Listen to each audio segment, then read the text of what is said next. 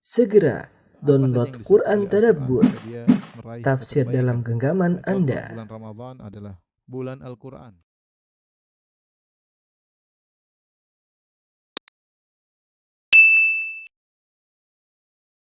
Bismillahirrahmanirrahim. Assalamualaikum warahmatullahi wabarakatuh. Alhamdulillahi ala ihsani wa syukru lahu ala taufiqihi wa amtinani. Asyhadu an la ilaha illallah wahdahu la syarika lahu ta'ziman li sya'ni wa asyhadu anna Muhammadan abduhu wa rasuluhu ila ridwani. Allahumma shalli alaihi wa ala alihi wa ashabihi wa ikhwani. Hadirin dan hadirat yang dirahmati oleh Allah Subhanahu wa taala, kita lanjutkan bahasan kita tentang syarah rinci rukun iman, dan kita masuk pada halaman 29 tentang Adillatu Tauhid Ar-Rububiyah, tentang dalil-dalil Tauhid Rububiyah. Ya. Dalil-dalil Tauhid Rububiyah. Dalil tentang Tauhid Rububiyah bisa kita bagi menjadi dua. Yang pertama adalah dalil-dalil tentang adanya Tuhan, adanya pencipta, ya, atau Tuhan, ya. Kemudian yang kedua adalah dalil-dalil tentang Tuhan tersebut esa, ya. Tersebut esa dalam penciptaan, pemilikan dan pemeliharaan, pemilikan dan pengaturan.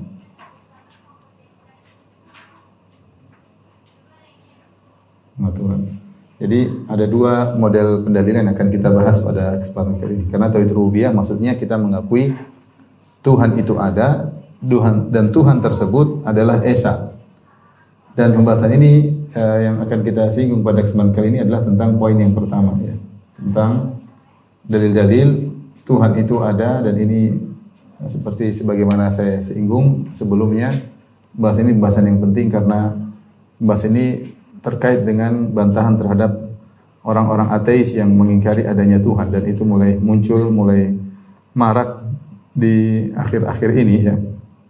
Ada yang mengingkari adanya Tuhan, ada yang mengatakan saya masih mencari Tuhan, ada yang mengatakan saya masih ragu, ada yang mengatakan belum ada dalil yang menunjukkan Tuhan itu ada, dengan berbagai macam model-model ateisme yang beredar di zaman sekarang ini, ya. Dan bahasan kita kali ini, ya, perlu konsentrasi, ya, diharapkan bagi para bapak ibu-ibu untuk konsentrasi dan butuh keseriusan, ya, karena perlu mikir dalam hal ini, ya. Baik. Dalil-dalil adanya Tuhan kita juga bisa bagi menjadi dua, ya. Yang pertama disebut dengan dalil fitrah. Yang kedua adalah dalil akal. Dalil akal, ya, secara akal. Apa yang dimaksud dengan dalil fitrah? Dalil fitrah maksudnya adalah dari sananya, ya. Fitrah manusia tanpa diajarin sudah menuju pada Tuhan itu ada. Dalil fitrah itu maksudnya adalah dalil dari sananya. Dalil dari sananya, ya. Tanpa harus belajar. Harus belajar, ya. Sudah terpatrikan oleh Allah dalam hati manusia. Allah sudah patrikan dalam hati manusia. Jadi memang ketika Allah menciptakan manusia, fitrah itu sudah ada. Istilahnya file itu sudah ada dalam setiap manusia, ya. Allah sudah patrikan dalam hati manusia.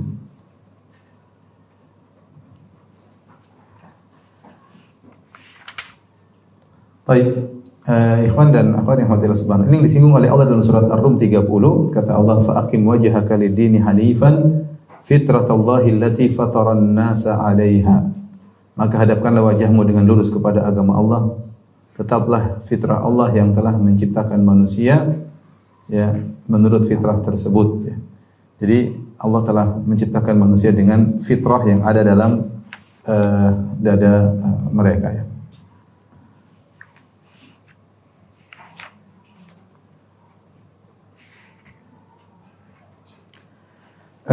Perkara-perkara fitrah tersebut, ya, Jadi kita akan singgung dalil fitrah. Ini kita tunda. Yang pertama adalah dalil fitrah.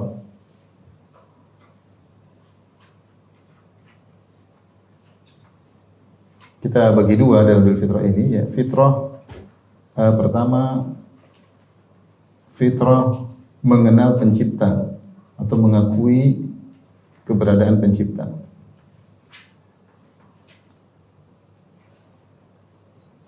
Kemudian yang kedua, fitrah mengetahui ilmu-ilmu dasar.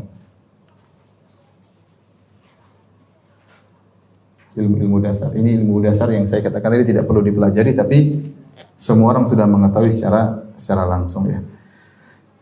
Di antara dalil bahwasanya Allah menjadikan manusia secara fitrahnya mengenal adanya Tuhan seperti sabda Nabi sallallahu alaihi wasallam, "Kullu mauludin yuladu alal fitrah." Kata Nabi sallallahu alaihi wasallam, "Kullu mauludin yuladu alal fitrah." Setiap manusia itu yang dilahirkan di atas fitrah, yaitu mengenal Tuhan. Ada fitrah untuk mengakui adanya Tuhan ya. Di atas Islam. Tetapi ternyata ketika fitrah tersebut tidak dijaga, fa abawahu yuhawidanihi, maka kedua orang tuanya menjadikan dia menjadi seorang Yahudi, au yunassiranihi, menjadikan dia seorang Nasrani, au yumajjisanihi, atau menjadikan dia menjadi seorang Majusi ya. Artinya fitrahnya bisa berubah, tapi asalnya kalau seorang dibiarkan di atas fitrahnya, dia akan mengakui keesaan Allah Subhanahu wa taala. Demikian juga dalam surat Al-A'raf ya, dalil yang berikutnya dalam surat Al-A'raf surat ke-7 ayat ke-172 sampai 173 ya. Ibu bisa lihat di halaman 32 ya. Saya bacakan firman Allah, "Wa id akhadha rabbuka min bani Adam min dhuhurihim min dzurriyyatahum wa id akhadha rabbuka min bani Adam min dhuhurihim dzurriyyatahum wa ashhadahum ala anfusihim alastu bi rabbikum qalu bala syahidna." Dan ingatlah ketika Tuhanmu mengeluarkan keturunan anak-anak Adam dari sulbi mereka dan Allah mengambil kesaksian terhadap jiwa mereka seraya berfirman, "Bukankah aku ini Tuhanmu?" Mereka menjawab, "Bala syahidna," kami bersaksi. Jadi kita semua ini pernah diambil saksi oleh Allah Subhanahu wa taala untuk bersaksi bahwasanya Allah adalah Tuhan kita. Mungkin timbul pertanyaan, kita tidak pernah ingat lagi tentang persaksian tersebut. Benar, kita sudah tidak pernah ingat. Kalau kita pernah bersaksi bahwasanya Allah adalah Tuhan kita. Tetapi asar, ya karena sudah terlalu lama ya. Ketika Adam diciptakan, kita dikeluarkan, kemudian ruh-ruh kita dikeluarkan, kemudian diminta persaksian. Itu sudah berapa, mungkin 1000 tahun yang lalu ya. Dan kita mungkin sudah lupa, tapi kata para ulama, meskipun kita sudah lupa persaksian tersebut, akan tapi dampaknya masih ada. Dampaknya masih ada. Dampaknya bahwasanya kita selalu mencari ada zat yang maha kuasa sebagai Tuhan kita. Ya, sebagai Tuhan kita. Setiap manusia punya kecenderungan untuk mencari sesembahan ya. Mencari sembahan yang sembahan tersebut harusnya adalah Maha Esa, Maha Kuat dan Maha segalanya ya. Makanya di antara bukti akan masih ada dampaknya hal ini, anak-anak mudah mereka percaya adanya Tuhan itu sangat mudah. Tidak perlu kita sebutkan dalil macam-macam, selama mereka masih di atas fitrah mudah. Ya, tahu-tahu mereka percaya sama Tuhan, tahu-tahu mereka berdoa kepada Allah Subhanahu wa taala tanpa harus kita jelaskan dengan susahnya. Lihat aja anak kita, lihat manusia secara umum, mereka percaya adanya Tuhan. Yang enggak belajar, yang belajar, yang nakal, yang enggak nakal, semuanya percaya ada Tuhan. Kenapa bisa demikian? Karena mereka pernah diambil saksi, meskipun persaksian tersebut mereka sudah lupa, tapi dampaknya masih ada. Ya. Orang yang tidak percaya pada Tuhan itu keluar dari fitrah. Dia sulit, dia berusaha melawan fitrahnya yang menyatakan Tuhan itu ada, tapi karena ada perusak fitrah sehingga dia nekat melawan fitrahnya. Asalnya manusia punya fitrah bahwasanya Tuhan itu ada ya. Baik, ini dalil fitrah mengakui keberadaan pencipta ya. Oleh karena saya katakan tadi, hukum asal manusia yang belajar atau tidak belajar, yang taat maupun bermaksiat, semuanya mengakui ada Tuhan. ya, mengakui adanya Tuhan.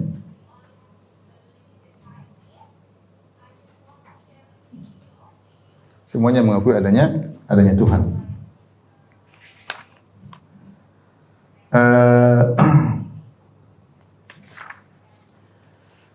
Baik, saya sebutkan di halaman 33, coba Ibu lihat di halaman 33, di antara perkara yang membuktikan adanya dalil fitrah. Saya bacakan, kita dapati bahwa pada asalnya manusia sejak zaman dahulu hingga sekarang di atas kepercayaan adanya Tuhan. Adapun kalangan ateis, maka mereka hanyalah minoritas dan mereka muncul belakangan. Ya. Jadi asalnya manusia percaya sama Tuhan, ini menunjukkan fitrah mereka mengakui adanya Tuhan. Ateisme itu muncul belakangan. Ketika syahwat sudah mendominasi sehingga di antara mereka ada yang tidak mau percaya sama Tuhan supaya apa? Supaya bisa melampiaskan syahwatnya sesukanya. Atau mereka terkena syubhat-syubhat yang lain. Insyaallah akan kita bahas tentang macam-macam ateisme. Kemudian berikutnya di halaman 33, kita dapati di berbagai penjuru dunia, baik dari suku yang berbeda-beda, budaya yang berbeda-beda, lokasi yang berbeda-beda, serta generasi dari masa ke masa yang berbeda-beda. Namun kita dapati umumnya selalu ada tempat khusus dibuat tempat ibadah. Ya, di mana-mana orang ada bikin tempat ibadah. Artinya mereka berusaha mencari Tuhan dan menyembah Tuhan. Entah Tuhan yang mereka sembah bisa jadi salah, bisa jadi tapi intinya mereka sepakat untuk memiliki tempat peribadatan, untuk mereka beribadah kepada sesuatu yang dianggap sebagai Tuhan ya. Bahkan keberadaan tempat untuk kuil ibadah tersebut terkadang lebih ada daripada adanya pasar, daripada adanya sekolah, daripada adanya rumah sakit. Kenapa? Karena secara umum mereka merasa kebutuhan untuk beribadah kepada sesuatu itu adalah perkara yang urgent. Dan ini kita dapati dalam berbagai lapisan masyarakat dengan berbagai macam generasi. Ini dalil bahwasanya fitrah Tuhan itu ada sudah maksudnya terpatri dalam dada-dada manusia. Kemudian saya sebutkan tadi juga, kita dapati anak-anak begitu mudah percaya adanya Tuhan. Tidak perlu kita repot-repot mendoktrin mereka. Mereka berjalan, tahu-tahu mereka percaya sama Tuhan. Ya. Mau nakal nggak nakal, mau macam-macam ya, mau belajar nggak belajar, mereka percaya adanya Tuhan dengan sendirinya dari sananya. Kenapa? Karena fitrah mereka Tuhan itu ada. Ya. Kemudian di antara hal yang menunjukkan fitrah, keyakinan adanya pencipta, kita dapati jika seorang ateis dalam kondisi genting dan terdesak, maka fitrahnya mencari Tuhan untuk menyelamatkannya. Bagaimanapun ia sejatinya membutuhkan sandaran, yang kukuh. Ya. Ada pernyataan bahasa Inggris artinya tidak ada ateis dalam lubang perlindungan, kondisi terdesak. Dan ini benar, maksudnya orang ateis kalau sudah terdesak dia akan mencari suatu zat yang maha kuat untuk menolongnya. Saya punya kawan di Bali, dia sering ngantar-ngantar turis untuk mancing ya. Suatu saat dia bilang saya pergi ke tengah laut bersama seseorang yang dia anti atau tidak percaya adanya Tuhan. Maka ketika dalam kondisi ombak yang besar, saya segera berdoa kepada Allah dan dia pun mencari kekuatan yang untuk menolongnya. Dia berkata, "Ya Tuhan ya." Jadi fitrahnya berbicara padahal sebelumnya selalu dia mengingkari adanya Tuhan. Tapi ketika terdesak antara hidup dan mati, maka dia fitrahnya berbicara untuk minta pertolongan kepada Tuhan yang dia yakini mengatur alam semesta ini, yang dia yakini memiliki kekuasaan untuk mengatur ombak yang sedang menerpanya ya. Dan ini makanya dikatakan orang ateis pun dalam kondisi terdesak dia pasti mencari sesuatu untuk menolongnya, mengeluarkan dia dari kondisi darurat, kondisi genting yang dia yakin sesuatu tersebut bisa mengatur alam ini. Nah, itu menunjukkan fitrahnya percaya kepada Tuhan. Dia tidak akan pasrah diam saja, enggak. Dia pasti mencari sesuatu. Hatinya bergerak untuk memohon kepada sesuatu untuk menolongnya. Ya. Demikian juga di antara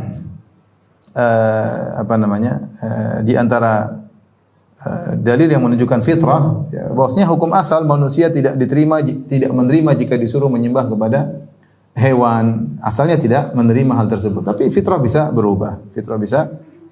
Ya. Tapi inilah fitrah yang merupakan dalil utama bahwasanya Tuhan itu ada ya. Kemudian pembahasan berikutnya ya,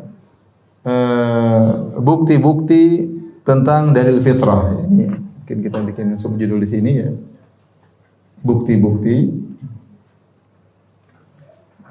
dalil fitrah. Jadi Perlu kita ingat fitrah itu maksudnya dari sananya, tidak perlu belajar tahu-tahu kita sudah memiliki pengetahuan tersebut tanpa belajar. Ya, berarti sejak kita lahir sudah ada file yang dipasang dalam diri kita. Tidak perlu kita belajar. Karena kalau kita belajar berarti bukan fitrah, berarti kita ilmu muktasab, ilmu yang kita cari. Maksud saya fitrah ini tidak perlu belajar, file sudah ada bagi setiap orang yang lahir, sudah filenya demikian. Yang pasang file tersebut siapa? Allah Subhanahu wa taala. Contoh di antaranya pembahasan tentang ilmu-ilmu dasar, namanya mabadi'ul ilmi ad-daruriyah. Ilmu-ilmu dasar, jadi ilmu itu ada dua.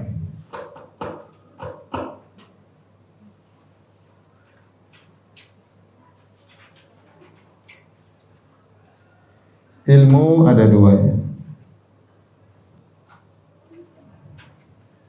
Yang pertama ilmu dasar, ilmu dasar. Yang kedua adalah ilmu hasil pengamatan, ilmu hasil pengamatan atau hasil belajar. Ilmu dasar ini yang kita katakan adalah ilmu berdasarkan fitrah. Berdasarkan fitrah. Pertama, dan dia merupakan landasan bagi ilmu pengamatan. Ia adalah landasan bagi ilmu pengamatan, bagi ilmu ini. Dia adalah landasan. Seandainya tidak ada ilmu dasar, maka kita tidak akan pernah mencapai suatu ilmu hasil pengamatan. Ya. Baik, contoh ilmu-ilmu dasar, lihat halaman 35, ibu-ibu, lihat 35. Di antara ilmu dasar tersebut, artinya tanpa kita pelajari kita ngerti. Pertama, akibat timbul karena sebab. Tidak mungkin ada akibat tanpa apa? Sebab. Ini enggak usah kita pelajari, kita ngerti. Misalnya ada anak jalan tahu-tahu ada yang mukul kepalanya, dia pasti tahu ada sebabnya. Ada yang mukul kepala saya, makanya kepala saya sakit misalnya. Itu tidak perlu dipelajari, udah ngerti. Ada suatu akibat, tidak mungkin kecuali ada apa? Sebab, ada sebab. Ini dari mana? Fitrah, dari sana, ya. Ya misalnya tiba-tiba ini jatuh, ini pasti ada sebabnya. Entah ada kegoyangan, entah miring, entah saya dorong sehingga jatuh. Tidak mungkin jatuh sendiri, ya. Ada sebabnya. Itu dari sana sudah terfitrahkan. Tidak perlu dipelajari, orang sudah ngerti. Ya. Kemudian contoh ilmu dasar. Semua orang ngerti bahwasanya satu lebih sedikit daripada tiga. Semua orang ngerti. Nggak usah diajari, udah ngerti. Ini satu lebih sedikit daripada lima. Jumlahnya satu, mana yang lebih banyak? Ya lima. Yang lebih sedikit lah satu. Nggak perlu diajari, orang semua sudah ngerti. Demikian juga contohnya, yang lebih ringan dan lebih kecil lebih mudah diangkat daripada yang lebih besar dan lebih berat. Kalau ada lebih kecil ringan, yang lebih mudah diangkat daripada yang lebih besar lebih berat. Ini tidak usah dipelajari, kita ngerti.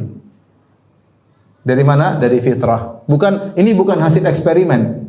Ada orang eksperimen yang kecil kalau diangkat ternyata lebih ringan daripada yang besar. Bukan hasil eksperimen.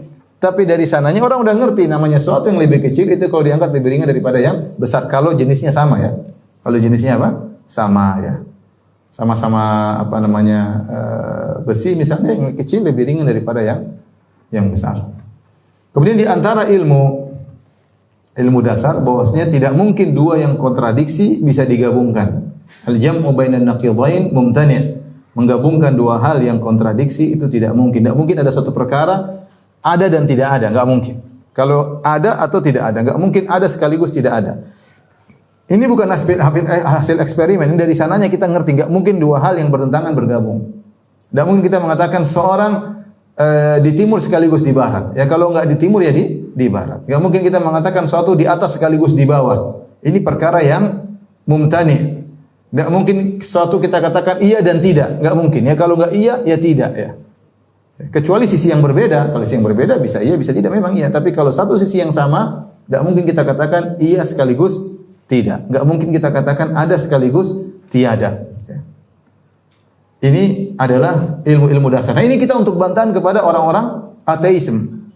Karena orang-orang ateis mengatakan bahwasanya semua dipelajari. Ya, karena dia mengingkari Tuhan. Artinya menurut mereka manusia lahir dalam kondisi kosong, tidak ada file sama sekali. Kemudian dia butuh belajar untuk mendapatkan file-file tadi. Kita bilang tidak benar. Manusia lahir sudah ada file dalam dirinya. Di antara file tersebut adalah file-file tentang pengetahuan adanya Tuhan dan pengetahuan tentang ilmu-ilmu dasar. Nah, siapa yang pasang file tersebut? Penciptanya. Ini maksudnya kita perlu ini untuk membahas orang apa ateis. Karena orang ateis berusaha mengingkari ilmu dasar. Kata mereka, nggak ada ilmu dasar. Itu semua diketahui dengan apa? Eksperimen. Kita bilang nggak benar. Ini hal tidak perlu diajari. Semua orang ngerti. Sebab pasti, akibat pasti ada apa? Sebabnya. Yang satu lebih kecil daripada 3, 1 kilo lebih berat, lebih ringan daripada 100 kilo, udah ngerti. Nggak perlu dipelajarin. Dan dua hal tidak mungkin kontradiktif. Digabungkan tidak mungkin. Makanya ada satu, saya tulis di catatan kaki, ibu mungkin lihat ya. Jadi orang-orang ateis berusaha mengingkari ilmu dasar tersebut, karena kalau dia mengakui ada ilmu dasar, maka ateisnya gugur. Dia harus berusaha untuk menanamkan bahwasanya manusia dilahirkan dalam kondisi filenya kosong. Ya, tidak ada sama sekali. Kita bilang enggak, sudah ada filenya. Nanti akan disebutkan banyak. Filenya bukan cuma file ini, banyak file-file yang lain yang memang Allah sudah pasang pada manusia yang menunjukkan penciptanya telah masang file tersebut. Makanya orang ateis berusaha mengingkari ilmu-ilmu dasar tersebut. Contohnya ada yang mengatakan alam ini tadinya tidak ada, lalu tiba-tiba ada tanpa pencipta. Ini enggak mungkin. Kalau kita sesuatu yang tidak ada tahu-tahu menjadi ada, enggak mungkin ya. Enggak ada. Oleh karenanya ada sempat klip tersebar di YouTube ya tentang seorang ateis, dia kalau tidak salah profesor fisika. Tapi dia mengingkari apa adanya Tuhan. Sampai dalam perdebatan dia mengatakan something from nothing. Sampai diketawain oleh mereka. Bagaimana sesuatu muncul dari sesuatu yang tidak ada. Dan itu sesuatu sangat melanggar aksiomatis ya. Ini namanya aksioma. Ilmu-ilmu dasar ini istilah mereka adalah sesuatu yang tidak bisa ditolak. Memang dari sananya seperti itu. Ya, mereka mengatakan sesuatu terjadi tanpa sebab. Sesuatu tiba-tiba ada dari sesuatu yang tidak ada. Ini enggak mungkin. Ini sudah namanya dalam bahasa namanya mukabarah, yaitu kesombongan. Sesuatu yang jelas-jelas benar dia berusaha menentang. Kenapa? Apa? Karena dia ingin memegang prinsip bahwasanya Tuhan tidak ada.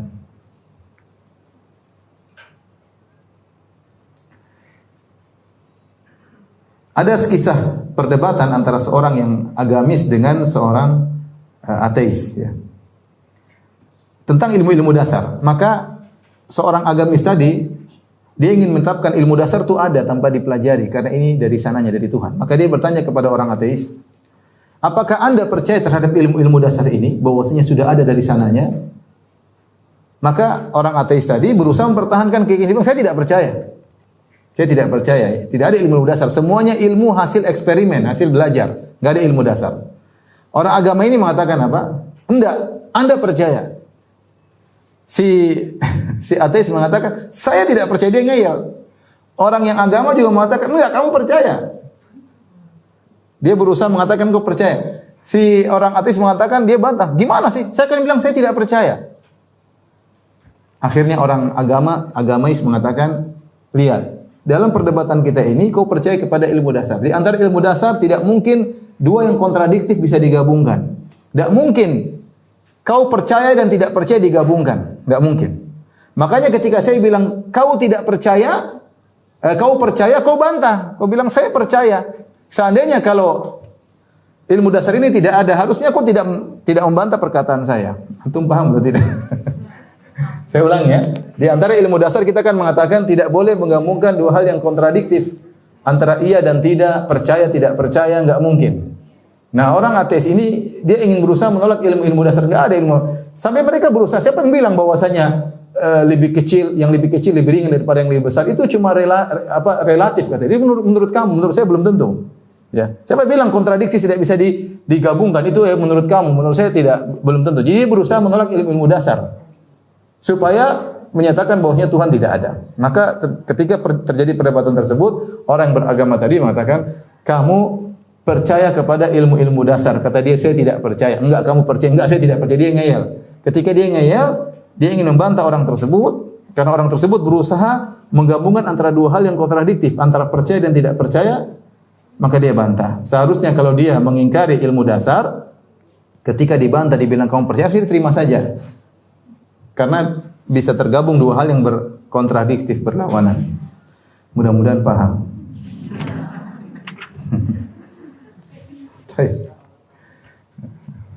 Nggak usah ketemu orang ateis, nggak usah debat sama mereka. Semoga dapat hidayah gitu aja. masuk neraka sana, bukan urusan saya.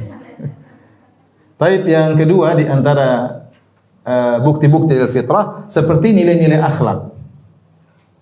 Nilai-nilai akhlak. Lihat halaman 36. Saya sebutkan di sini, manusia dengan berbagai macam modelnya di belahan bumi ini, baik Soviet maupun Ukraina, ya, maupun Eropa maupun Barat, semua percaya bahwasanya membunuh orang tidak bersalah itu akhlak yang buruk. Ya atau tidak? Enggak usah diajari. Bahwasanya mengambil barang orang lain tanpa izinnya, mencuri itu adalah akhlak yang buruk. Tidak perlu diajari. Ini ilmu fitrah. Enggak usah duduk di SD bahwasanya mencuri barang, orang sudah tahu itu enggak benar. Ini nilai akhlak ini terpatri dalam diri seorang dari sananya. Seorang menilai mana akhlak baik, mana akhlak yang buruk. Kalau kita sebut dengan nilai-nilai, norma-norma, itu dari mana? Dari sananya, enggak perlu diajari. Enggak perlu diajari ya. Kalau orang-orang ateis, mereka mengatakan itu relatif. Kita bilang enggak relatif. Kalau saya bunuh anakmu, itu baik atau buruk? Dia pasti bilang buruk. Dia pasti bilang apa? Buruk. Dari mana kau buruk? Siapa yang ngajari kamu itu buruk? Enggak ada yang ngajari, itu dari sananya. Jadi kesepakatan manusia dengan berbagai macam modelnya, timur dan barat, ya, utara dan selatan, dengan berbagai macam sukunya, yang belajar enggak belajar, ketika mereka sepakat bahwasanya mengambil barang orang tanpa izin adalah keburukan, itu menunjukkan mereka terfitrah ini akhlak yang buruk. Menolong orang semua tahu menolong orang adalah kebaikan. Tidak usah diajari, itu kebaikan. Tinggal mau dilaksanakan atau tidak. Tapi kalau semua orang lihat ada orang lain, si A menolong si B, pasti semuanya memuji A. Si A, Masya Allah baik. Membantu apa sih? Si B. Sehingga mereka punya penilaian barometer untuk akhlak yang baik, akhlak yang buruk. Tentunya secara global ya, secara global. Akhlak baik seperti ini, akhlak buruk seperti ini. Tanpa diajari, mereka sudah paham. Ini kesepakatan mereka. Ini bukan perkara yang nisbi, bukan relatif. Ini suatu yang kepastian. Ya, contohnya tadi, mengambil barang orang tanpa izin adalah keburukan. Semua sepakat. Membunuh orang tua tanpa ada salah orang tua, jelas ini apa? Keburukan ya, keburukan. Timbullah perdebatan juga antara orang agamais dengan orang ateis yang menolak bahwasanya penilaian akhlak itu suatu yang pasti, tapi dia mengatakan ini relatif, tidak ada namanya ilmu dasar seperti ini. Akhirnya ada orang agamais tadi bertanya kepada dia, ya, seandainya kau beriman tentang surga dan neraka, seandainya, jadi tidak beriman dengan Tuhan, apalagi surga dan neraka. Seandainya kau beriman tentang surga dan neraka, kalau kau disuruh pilih mana, surga atau neraka? Otomatis dia bilang saya pilih neraka, pilih surga. Kenapa pilih surga? Karena neraka, jadi akhirnya dia tahu bahwasanya fitrahnya tidak tahu bahwasanya neraka adalah tempat yang apa? Yang buruk. Nah, berarti fitrah enggak ada yang ngaji. Kamu sini tidak beriman kepada surga dan neraka, tapi fitrahmu tahu kalau neraka itu buruk ya. Dari mana? Dari sananya. Dari sananya. Dia tidak berani mengatakan relatif ya. Bahwasanya biasa saja di neraka bagus, enggak ada ya. Semua sepakat. Tapi di antara bukti-bukti fitrah yang ketiga misalnya lihat halaman 37 insting ya. Insting atau naluri ya. Naluri ya. Banyak ya hal-hal yang menunjukkan bahwasanya ini sudah dari sananya, baik manusia maupun hewan. Ya. Saya sebutkan contoh-contohnya. Ini enggak perlu dipelajari. Tahu-tahu sudah ada filenya dalam diri seseorang ya.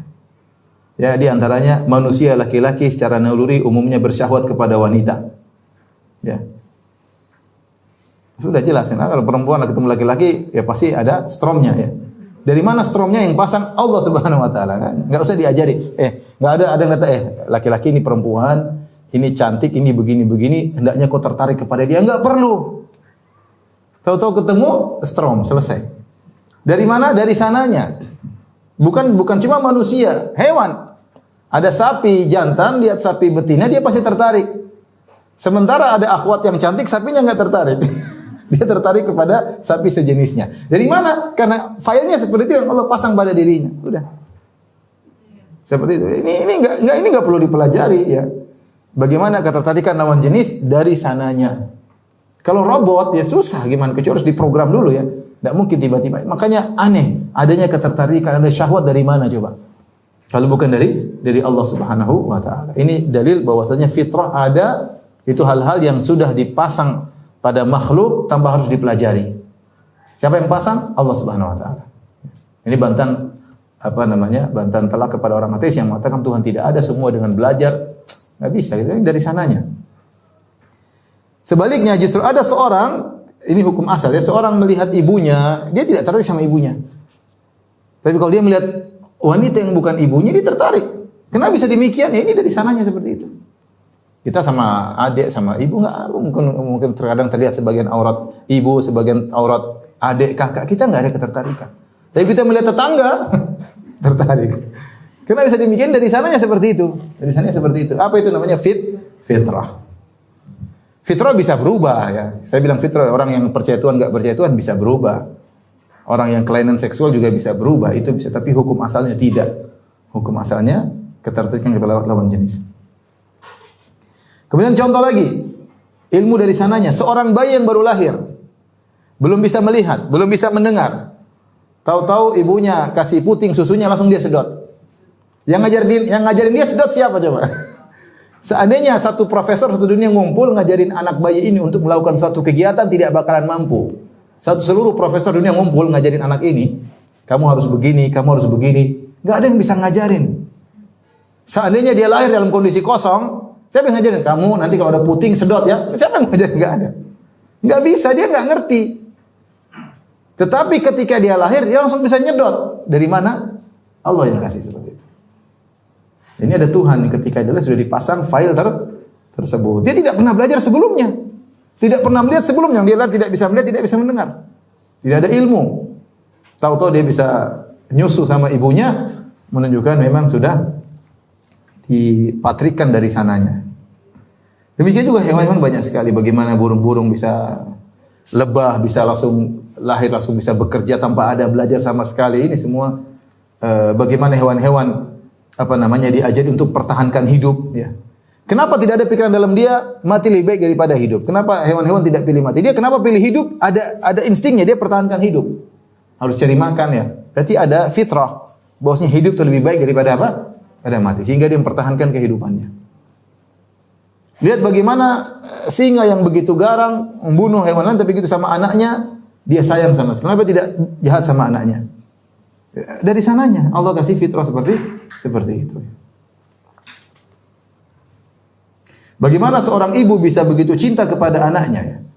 Ya, dia sayang sama anaknya, kemudian dia bersabar mengandung sang anak, kemudian dia sabar dalam mengurus sang anak dari sananya. Dari sananya.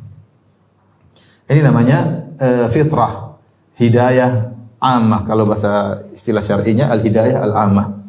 Yang kata ketika Fir'aun bertanya kepada Nabi Musa, "Famar rabbukuma ya Musa?" Siapa Tuhan kalian berdua wahai Musa dan Harun?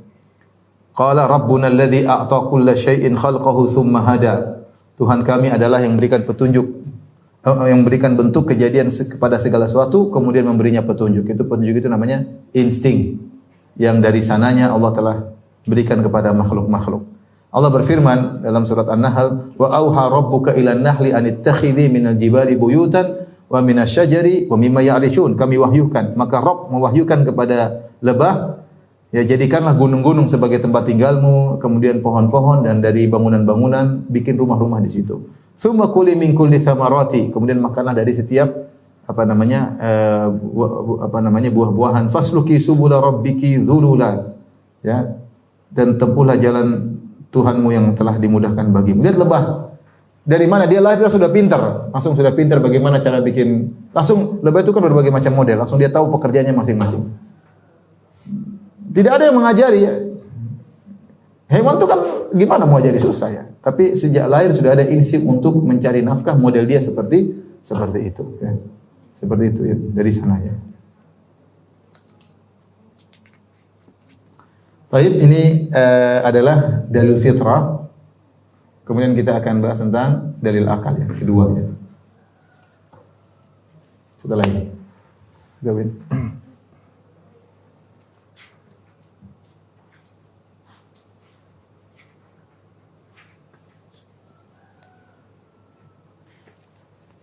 Sudah?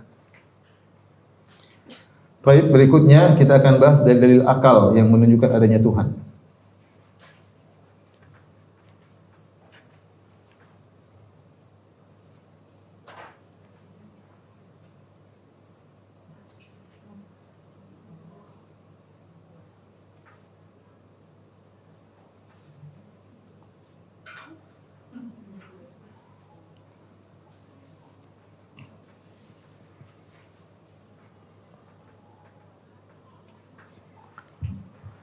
Dalil-dalil akal dalam istilah syariat, dalil akal disebut dengan al-ayat. Ayat atau jamaknya adalah al-ayat. Al-ayat. Ayat artinya tanda-tanda kebesaran Allah. Dan dalil akal tentang adanya Tuhan sangat banyak. Allah beberkan dalam Al-Quran banyak sekali. Yang Allah sebutkan inna fi dzalika laayat. Sungguh yang demikian itu ada tanda-tanda. Maksudnya kamu pikirkan secara akal tanda-tanda akan adanya Allah Subhanahu wa taala ya.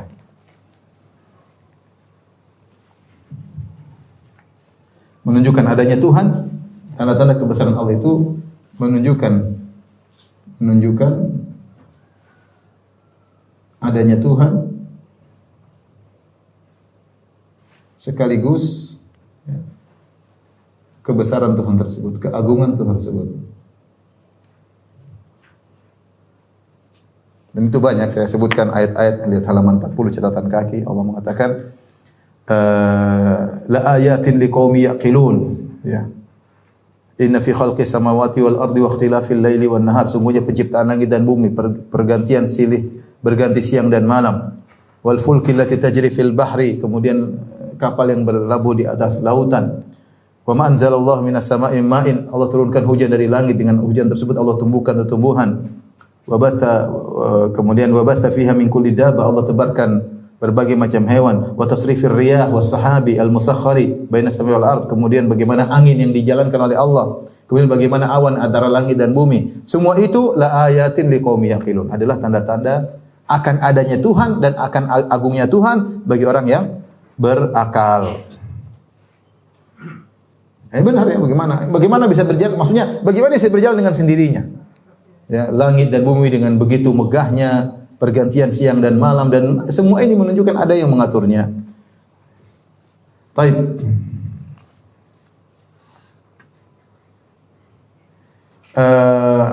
Dalil akal ini sebagaimana saya jelaskan pada halaman 41 ya.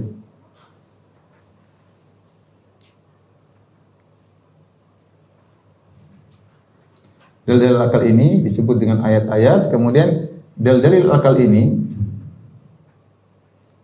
landasannya adalah fitrah. Adalah fitrah. Artinya kalau tidak ada fitrah, orang tidak akan percaya dengan dalil akal. Ya, fitrah itu yang menjadikan akal kita berjalan sehingga kita percaya. Jadi landasan dari dalil akal adalah dalil fitrah. Seperti ilmu dasar, ilmu dasar, sebab akibat ya, misalnya sebab akibat. Kemudian misalnya tidak mungkin merajihkan satu tanpa sebab, tarjih biduni murajjih mumtani ya.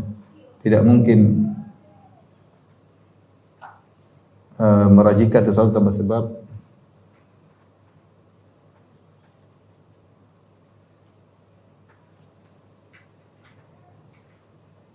Intinya saya ingin sampaikan bahwasanya dalil akal itu bisa kita terima ketika kita punya fitrah. Ketika kita punya fitrah ya. Dan umumnya dalil akal yang ditunjukkan oleh Al-Qur'an simpel dan mudah dipahami, tidak bertele-tele.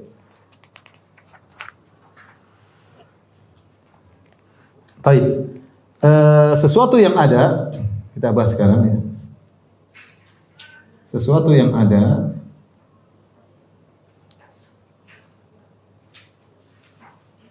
dua model ya. Yang terlihat, yang tidak terlihat. Yang terlihat dan tidak terlihat ya. Yang tidak terlihat namanya gaib. Eh, adapun yang kelihatan untuk mengetahuinya mudah. Untuk mengetahui keberadaannya dengan melihatnya.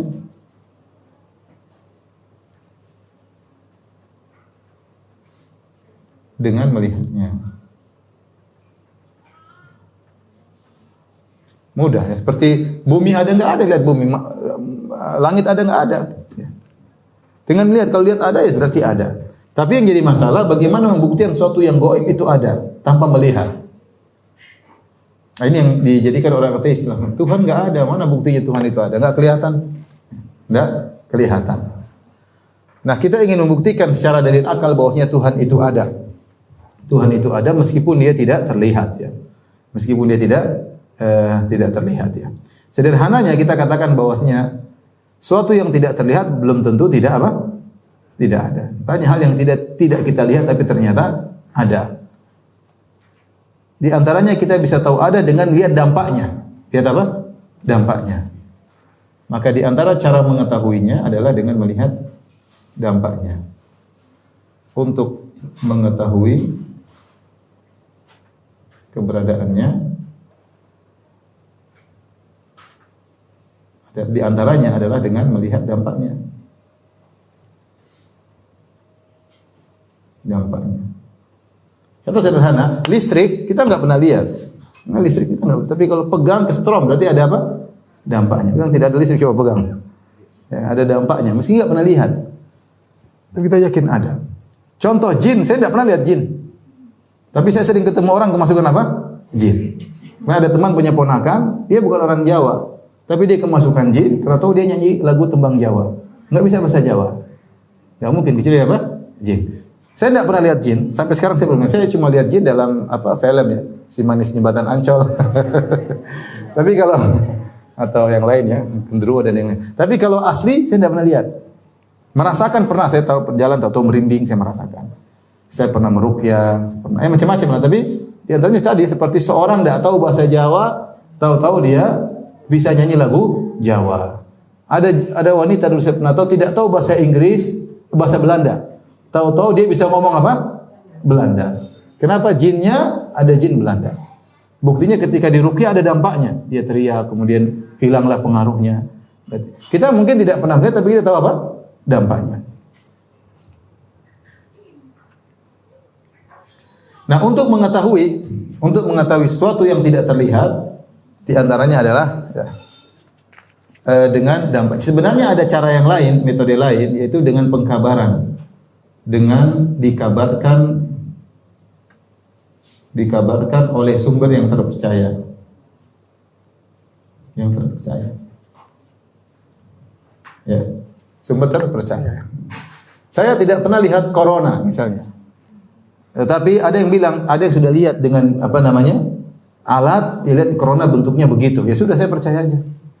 Ya, dia dokternya saya percaya, orang muslim, orang bukan tukang bohong. Meskipun saya nggak pernah dia kabarkan corona bentuknya seperti ini, saya percaya. Ya. Dan banyak hal kita nggak pernah lihat tapi kita percaya dengan pengkabaran orang yang terpercaya. Kita bicara tentang Tuhan, kita ada orang kita percaya Nabi Muhammad SAW. Jadi apa yang dia kabarkan kita imani. Tetapi dalil ini tidak akan diterima oleh ateis. Ini pasti ditolak oleh ateis.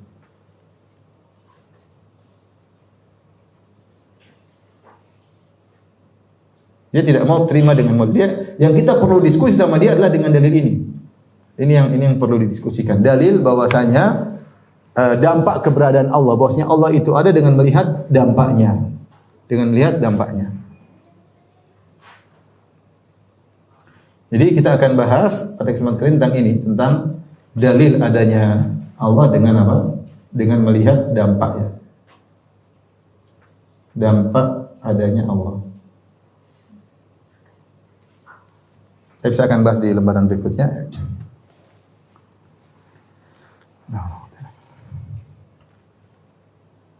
Sudah, Bin?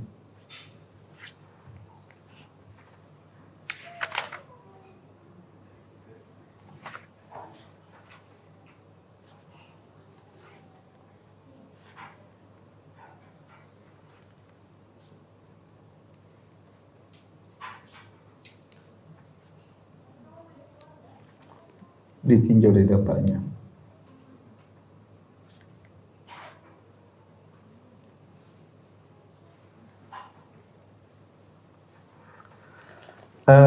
Di antaranya pernah membahas tentang dalil-dalil, di antaranya dalil penciptaan, yaitu dalil ijad wal khalq, dalil penciptaan.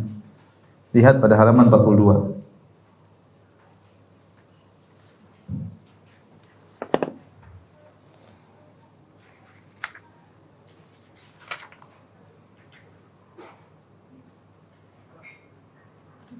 Kita melihat semua banyak benda-benda yang tadinya tidak ada menjadi ada. Pohon yang tadinya tidak ada kemudian bisa menjadi ada. Banyak hal, manusia yang tadinya tidak ada menjadi ada. Hujan yang tadinya tidak tahu turun hujan. Kita lihat dari sesuatu yang tidak ada menjadi ada, pasti ada yang mengadakan. Ya. Sesuatu, kaedahnya ini kaedah. Sesuatu yang tidak ada lantas menjadi ada,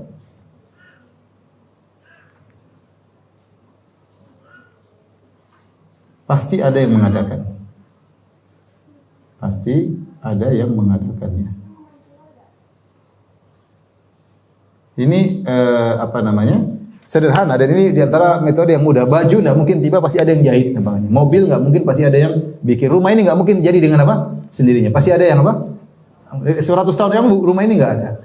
5 tahun lalu baju ini belum ada. Pasti ada yang membuat. Itu logika sangat sederhana. Maka demikian juga kita melihat banyak makhluk yang tadinya tidak ada menjadi ada, pasti ada yang mengadakan. Sungguhnya kaidah ini dibangun di atas hukum sebab akibat. Ini dibangun ilmu dasar, dibangun di atas ilmu dasar.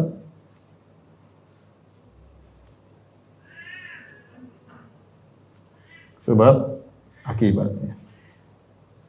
Artinya nggak mungkin ada akibat ini kecuali ada sebabnya ya. Ini sangat apa namanya? Sangat mudah ya. Dia akan kita bahas syubhat mereka suatu saat insyaallah. Ketika dia mengatakan, "Ustaz, kalau suatu yang ada pasti ada yang mengadakannya, terus Tuhan siapa yang mengadakannya?"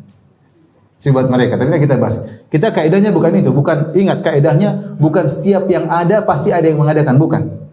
Kaidah kita setiap sesuatu yang tidak ada kemudian jadi ada, pasti ada yang mengadakan. Bukan setiap yang ada pasti ada yang mengadakan. Beda ya. Bukan saya bilang setiap yang ada pasti ada yang mengadakan, tapi saya mengatakan setiap yang tidak ada terus menjadi ada, pasti ada yang mengadakan. Karena kalau tidak ada yang mengadakan, harusnya dia tetap pada hukum asalnya tidak ada. Ketika dia tadinya tidak ada, kemudian jadi ada, pasti ada yang mengadakan.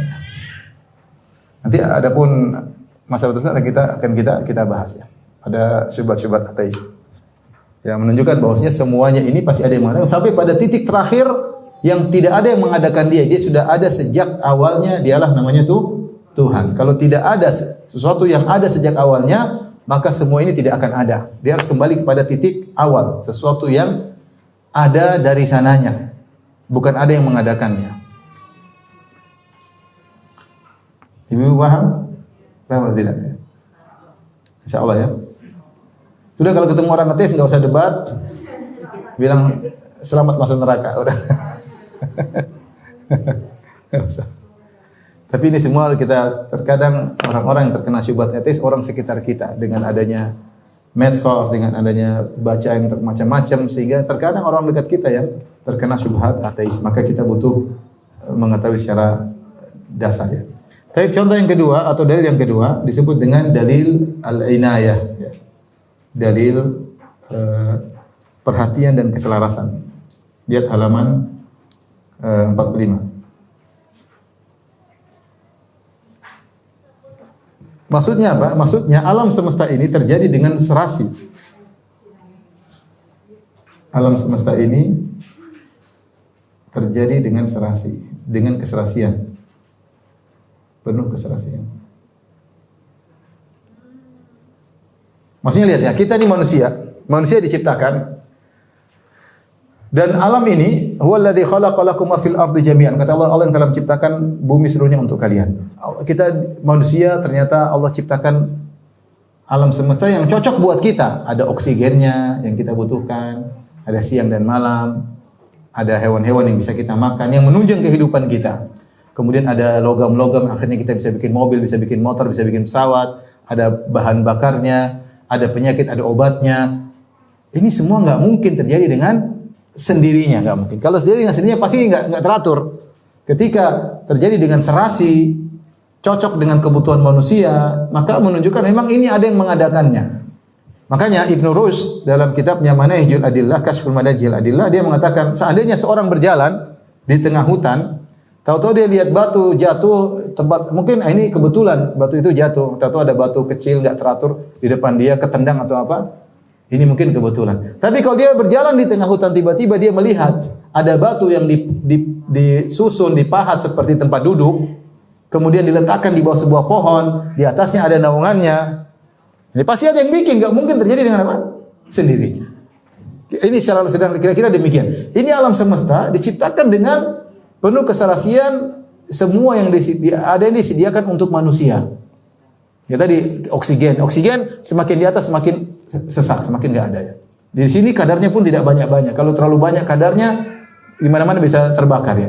Macam-macam intinya dengan adanya lautan, dengan adanya udara, ini semua dibuat oleh Zat yang Maha Pencipta untuk serasi dengan kebutuhan apa?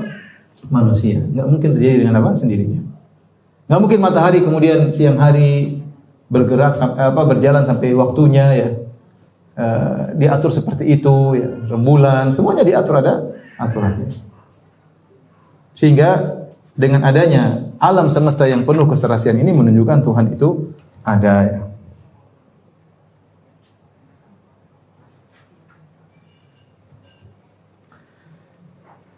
Allah sebutkan dalam surat An-Naba, alam naj'al arda mihada wal jibala autada, tidakkah kami jadikan bagi engkau bumi yang sebagai hamparan, wal jibala autada, gunungnya sebagai pasak. Lihat bumi ini rata-ratanya adalah tanah yang datar. Tidak semuanya kerikil. Coba kalau ini seluruhnya batu, ya nggak bisa hidup. Nggak bisa hidup. Coba bumi ini isinya seluruhnya air, kita juga nggak bisa hidup. Tapi Allah bikin ada lautan, ada sungai air tawar, ada laut air asin, ada bumi, ada tanah yang datar, ada gunungnya, ada hutan, ada macam-macam. Ya. Hewan-hewannya ada yang jinak, bisa disembelih, ada yang buas, tempatnya di mana, subhanallah. Ya, ini semua pasti ada yang menciptakan, tidak mungkin terjadi secara kebetulan. Karena orang-orang ateis Tuhannya adalah kebetulan. Kebetulan.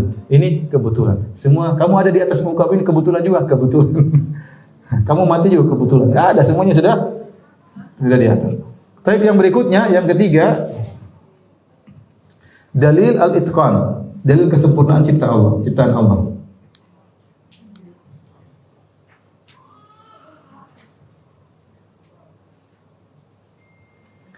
Artinya apa? Allah Subhanahu wa taala ketika menciptakan, ciptaannya kokoh dan mutqan, benar-benar kokoh. Lihatlah langit. Ya. Kata Allah Subhanahu wa taala, "Alladzi khalaqa sab'a samawatin tibaqa", yang telah menciptakan langit dengan 7 tingkatannya. Ma tara fi khalqir rahmani min tafawud. Kau lihat tidak ada yang ganjil dalam ciptaan langit Allah Subhanahu wa taala. Bagaimana langit yang begitu luas, lebar, luar biasa, tidak ada tiang, bighairi amalin tarawunaha, tidak ada tiang yang menyanggahnya. Terus tidak ada kemiringan, enggak ada sama sekali. Enggak ada yang satu agak turun, satu di atas, tidak ada lubangnya. Ya, tidak ada. Farji'il basara hal tara min futur. Coba lihat kembali ke langit, apakah ada bolongannya? Enggak ada. Kita kalau disuruh bikin atap sekilo, kita nggak mampu tanpa tiang. Tiang cuma di ujung 4 nggak bakalan mau, pasti ada yang agak turun, ada ini, kemudian ada lubangnya, harus nyambung-nyambung. Langit tanpa sambungan dari ujung sampai ujung, kita nggak tahu ujungnya mana, pangkalnya mana. Siapa yang bisa ciptakan seperti itu? Tuhan pasti. Ini nggak mungkin kebetulan. Nggak mungkin apa? Kebetulan. Dengan matahari dengan orbitnya, rembulan dengan orbitnya, la syamsu yanbaghi laha an tudrikal qamar. Ya, tidak mungkin matahari mendapati tubrukan dengan rembulan, tidak ada.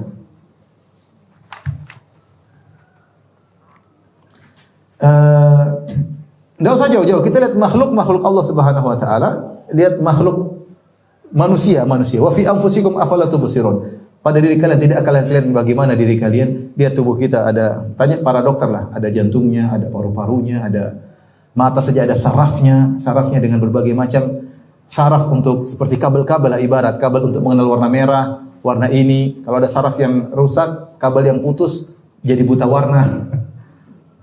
Berapa Ya, jadi ini luar biasa manusia ini penuh dengan kehebatannya. Tidak usah kita bicara manusia ya. Lihat aja lalat. Lalat binatang yang hina tapi sempurna. Allah ciptakan sempurna. Allah mengatakan, ya ayuhan nas, duriba mathalun fastami'u la. Innal ladzina tad'una min dunillahi la yakhluqu dzubaban walau ijtama'u la. Wahai manusia sekalian, dibuat perumpamaan bagi kalian, maka dengarkanlah. Sungguhnya yang kalian sembah selain Allah tidak akan mampu menciptakan seekor lalat meskipun mereka bersatu padu. Lalat yang menjijikkan itu, tapi itu sempurna dengan gangguannya. Dengan mata fasetnya, dengan gerakannya. Siapa yang bisa bikin lalat? Hewan sempurna sebagai lalat ya? Tidak ada. Sempurna. Jadi ciptaan Allah semuanya sempurna. Belum lagi kita bicara tentang manusia ya. Baik, dalil berikutnya adalah dalil pengaturan ya, taskhir ya. Ini berbicara tentang aturan-aturan sunan kauniyah, dan ini hal yang menganehkan ketika sebagian fisikawan menemukan bahwasanya alam semesta ini ada aturan-aturan baku. Kemudian mereka tidak percaya kepada Tuhan, seperti Stephen Hawking. Baca Stephen Hawking, dia ahli fisika, dapat penghargaan banyak sekali. Ya. Dia mengatakan kita tidak butuh dengan Tuhan karena alam ini sudah ada aturan-aturannya. Justru ketika kamu tahu alam ini ada aturan-aturannya, berarti kamu tahu ada yang membuat aturan tersebut. Justru kamu tahu bahwasanya ada Tuhan. Bukan kamu tahu ada aturan-aturan, kamu bisa bikin rumus-rumus macam-macam, kamu bilang ini kebetulan semuanya. Gimana kebetulan semuanya? Ya. Gak mungkin. Gak mungkin. Tuhan orang ateis kebetulan. Justru lihat bagaimana contoh matahari ya. Wasyamsu wal qamar wan nujumu musakhkharatin bi amri. Ala lahul khalqu wal amr. Matahari, rembulan, bintang-bintang semuanya di bawah aturan Allah. Masing-masing punya orbitnya.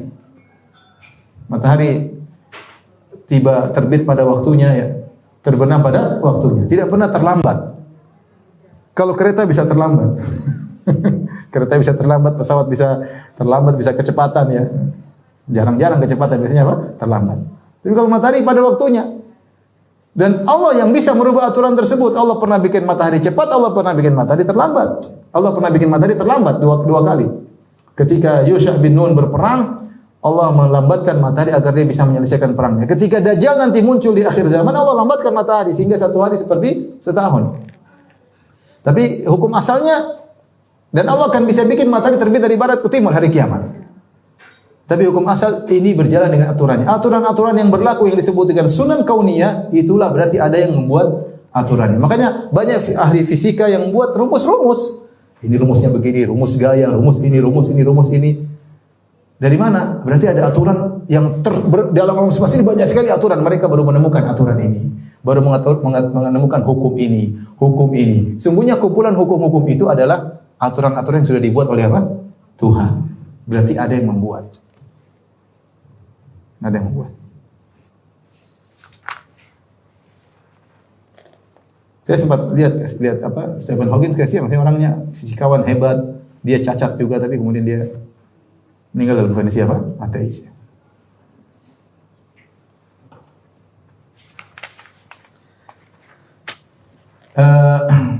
Sehingga sebagian fisikawan mereka, contohnya mereka berusaha, misalnya ingin menunjukkan alam terjadi dengan sendirinya, mereka bikin namanya teori-teori, antara teori bintang kembar, dua bintang bertemu, satunya meledak, satunya jadi pusat orbit, satunya mengorbit di bintang yang tidak meledak tersebut, atau apa namanya teori apa namanya bintang apa meledak apa namanya istilahnya?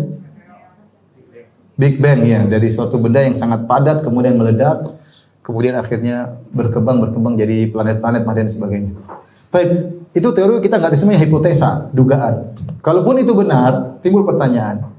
Yang bikin bintang dua kembar siapa yang dari awalnya? Terserah meledak yang mana, tapi yang datangkan sumber pembuatannya siapa? Teori Big Bang, kalau kita benarkan, siapa yang mendatangkan benda yang sangat padat tersebut sebelum dia meledak? Apa dari tidak ada menjadi tiba-tiba ada? Something from nothing, dari mana seperti itu? Tapi di antara dalil tentang adanya Tuhan, namanya dalil takhsis, yaitu dalil pengkhususan.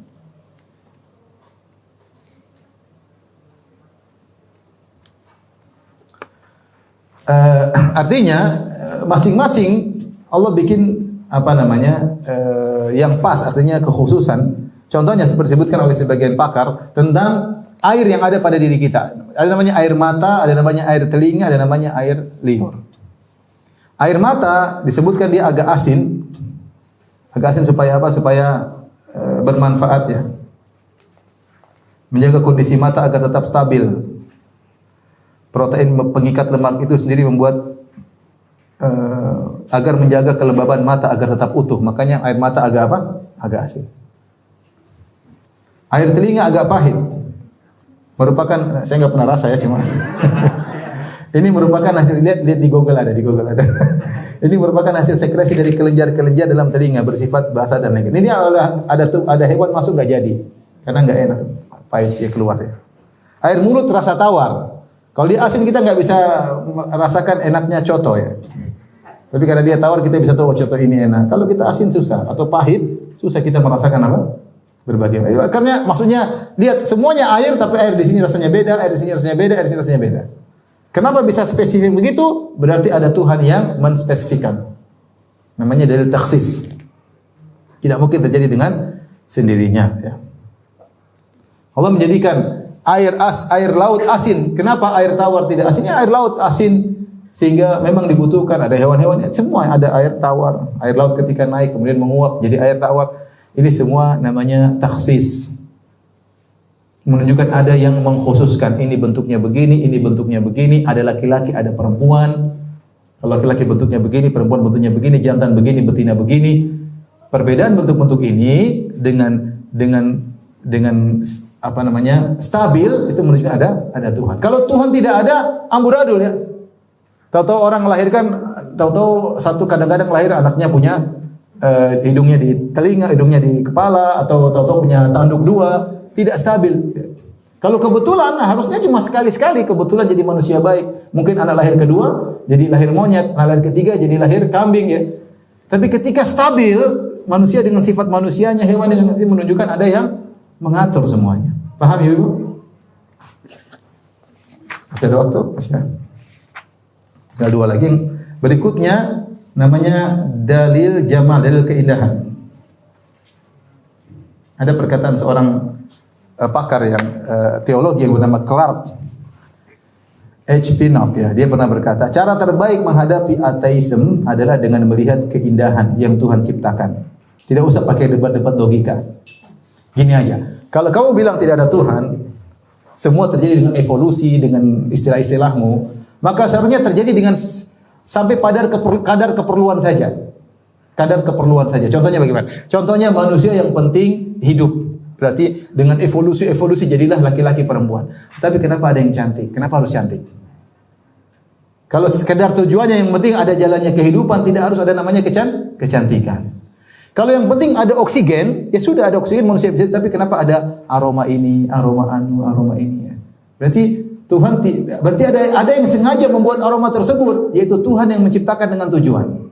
Artinya kita ingin bantah orang ateis, makanya kalau semua terjadi kebetulan tidak perlu ada penyempurna ini, yang penting kehidupan jalan. Paham tidak Ibu? Paham ya? Seperti itu. Kalau perlu cuma ada matahari, ya sudah yang penting matahari ada. Kenapa ada sunset, ada sunrise? Indah kita lihat. Kenapa kalau yang penting ada bunga? Kenapa harus ada bunga yang berwarna-warni? Ada bunga jingga, bunga ini, bunga macam-macam ya. Keindahannya. Itu berarti ada Tuhan yang menciptakan keindahan. Allah sebutkan inna zayyana sama dunya bi zinatil kawakib. Contoh, langit kalau perlu cuma langit tidak perlu bintang, tapi Allah indahkan langit dengan apa? Bintang-bintang. Sebenarnya langitnya sudah cukup. Tidak perlu ada bintang, tapi Allah kasih bintang kenapa? Karena Allah memang menciptakan alam ini dengan keindahan. Inna ja'alna ma'alal ardi zinatan laha. Kami jadikan keindahan di atas muka bumi. Dina beluah untuk menguji kalian. Bahkan hewan-hewan. Kata Allah, walakum fiha jamalun hina turhinu wa hina tasrahun. Sungguhnya pada hewan-hewan ada keindahan ketika kalian bawa ke kandang, ketika kalian bawa ke tempat penggembalaan, hewan-hewan juga ada keindahannya. Jadi di antara bantahan yang mudah bagi mereka, kita bilang kalau Tuhan tidak ada, maka semua terjadi hanya cukup ada kebutuhan primer. Kalau primer sudah terpenuhi, tidak perlu ada evaluasi berikutnya. Ketika ternyata yang ada di alam semesta ini bukan cuma yang primer saja, ada kamaliyat, ada keindahan-keindahan.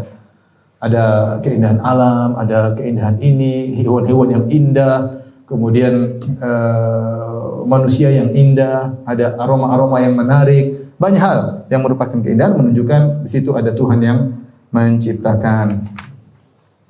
Yang terakhir adalah dalil mukjizat ya. Ini juga tergolong dari dalil apa? Akal ya. Artinya ketika ada mukjizat berarti ada Tuhan. Makanya ketika Nabi Ibrahim berdialog dengan orang yang mengingkari adanya Tuhan ya.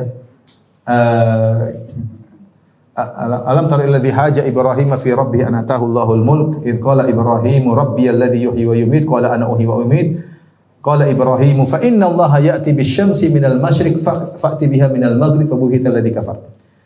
Tidakkah kau lihat bagaimana seorang yang Allah berikan kerajaan yaitu Raja Namrud yang dia sombong dan angkuh dengan kerajaan tersebut, ketika dia menolak adanya Tuhan, dia berdiskusi dengan Ibrahim. Kata Ibrahim, "Kau Tuhan, saya juga punya Tuhan. Tuhan saya bisa menghidupkan dan mematikan." Kata sang raja, "Saya juga bisa menghidupkan dan mematikan." Bagaimana caranya? Kata dia, "Ini dua orang, saya sudah vonis dia akan dihukum mati. Tapi yang satunya saya bebaskan, satunya saya bunuh. Berarti yang satu saya hidupkan, satu matikan." Ini Tuhan Bahlul, bukan gitu maksudnya. Maksudnya itu orang sudah mati dihidupkan. Kamu bisa enggak? Tapi dia tahu, dia ngeles. Dia bilang, "Ini dua orang saya sudah hukum mati. Yang satu saya bebaskan berarti saya hidupkan. Yang satu tetap saya bunuh berarti saya matikan." Padahal bukan itu maksud Ibrahim. Tapi karena dia enggak nyambung, Ibrahim pindah kepada yang lebih hebat. Ibrahim berkata, "Fa inna Allah ya'ti bisyamsi minal masyriq." Tuhanku menerbitkan matahari dari timur. Kalau kau Tuhan, harusnya kau bisa mengatur alam semesta ini. Kau yang bikin aturan, kau bisa rubah. Fa'ti biha minal maghrib. Maka datangkanlah matahari dari barat. Maka dia tidak mampu. Makanya di antara namanya mukjizat disebut dengan khawariqul adah, yaitu keluar daripada aturan alam. Contoh, api harusnya membakar, tidak membakar. Yang bisa bikin api tidak membakar siapa? Tuhan. Yang bikin api membakar Tuhan, yang bisa rubah cuma apa? Tuhan. Maksud saya mukjizat itu adalah perubahan aturan yang biasanya menunjukkan ada Tuhan. Karena yang bisa merubah aturan tersebut yang membuat aturan itu juga. Siapa? Yaitu Allah Subhanahu wa taala. Contoh Nabi Muhammad SAW keluar dari tangannya air. Manusia gimana? Enggak ada kerannya, tahu-tahu keluar air. Nabi Musa alaihissalam pukul batu itu bukan sumber air, tahu-tahu batu ada keran 12 keluar air dari mana? Yang bikin aturan gini Tuhan pasti. Karena dia yang bisa merubah aturan. Makanya para anbiya diberikan mukjizat agar orang-orang percaya bahwasanya mereka utusan Tuhan. Buktinya apa? Dia bisa merubah aturan alam. Bisa merubah aturan alam ya. Seperti Nabi SAW makan nasinya bukan apa? Bukan nasi apa? Korma atau makanannya bukan tambah sedikit, tambah banyak.